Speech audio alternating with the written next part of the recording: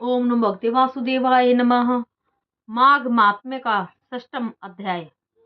बड़ी श्रद्धा पूर्वक सहस्त्रार्जुन ये कथाएं सुन रहे थे। अतः भगवान दत्तात्रेय जी ने सहस्त्रार्जुन से आगे कहा, हे राजन, एकाग्रचित होकर सुनो। मैं इस माघ स्नान के विषय में एक और प्राचीन इतिहास तुम्हें सुनाता हूँ। सत्य युग में धन धान्य संपन्न अति श्रेष्ठ नवेद नगर में कुबेर के समान धनी हिमकुंड नामक एक वैश्य निवास करता था। हिमकुंड अत्यंत कुलीन, धर्मात्मा तथा शुभ कार्य करने वाला था। उसने अपनी व्यवसाय बुद्धि से अनेकों प्रकार के व्यवसाय करके 8 करोड़ असरफियां एकत्रित कर ली थी। इतना धनार्जन करने के बावजूद इस संसार को क्षण भंगुर तथा नश्वर समझकर अपने उपार्जित धन के छठे भाग को यह वैश्य धर्म कार्यों पर व्यय करता था। वह प्रतिदिन देव पूजा तथा अतिथि सेवा किया करता था। इसी बीच उसे पुत्र उत्पन्न हुए।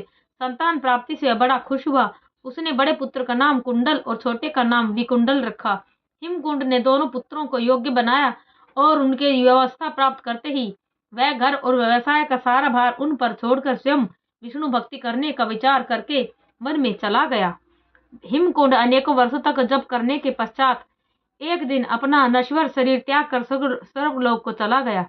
उधर हिमकुंड के प्रभु भक्ति के लिए वन गमन करने के पश्चात उसके दोनों पुत्र धन कुबेर होने के अभिमान में आकर मदोन्मत होकर निंदनीय आचरणों, पापाचारों तथा दुर्व्यसनों में लिप्त होकर निंदनीय आचरण करते हुए अपनी माता का तिरस्कार और अनादर करने के साथ साथ अपने से बड़ों, पूज्यों और श्रेष्ठ जनों का भी अपमान करने लगे थे।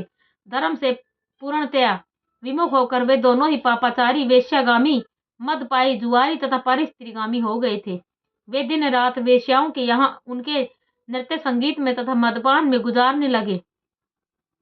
वे पूरे वैभव और विलास से राजसी ठाट बाट में रहते थे तथा उन्होंने अपना व्यवसाय भी बंद कर रखा था। पानी की तरह धन बहाते हुए वे पूर्ण स्वेच्छाचारी तथा निरंकुश जीवन जी रहे थे। बिना कोई कार्य किए पापाचार में धन व्यय करने के कारण उनके पिता के अथाह धन को पंख लगते देर नहीं लगी और कुछ ही वर्षों में वे अपना सारा धन समाप्त कर बैठे। पिता की संचित की हुई असरफियां समाप्त हो जाने पर उनके पास कुछ भी नहीं बचा। वे पूरी तरह कंगाल बन गए थे। धनहीन और कंगाल होकर वे चारी करने लगे। उन पर साहूकारों का कर्ज भी हो गया था। चोरी करने के कारण उनके सारे नगर में निंदा होने लगी तथा लोगों ने उनका रहना कठिन कर दिया। तब वे दोनों भाई अपना नगर छोड़कर भाग खड़े हुए। उन्हें हर समय साहूकारों तथा राजा का भय भी सताता रहता था। अतः वे दोनों नगर के बाहर वन में रहने लग गए। वन में भीलों के साथ रहने पर वे और भी अधिक पाप और हिंसा करने लग गए थे। कुछ समय के बाद बड़ा भाई कुंडल भीलों के साथ जाकर पर्वत पर निवास करने लगा तथा छोटा भाई विकुंडल एक ऋषि के साथ उनके आश्रम में जाकर रहने लगा। एक दिन एक भाई को सिंह ने मार डाला तथा उसी दिन दूसरे भाई को सर्प ने काट लिया। इस प्रकार दोनों भाइयों की एक ही दिन मृत्यु हो गई।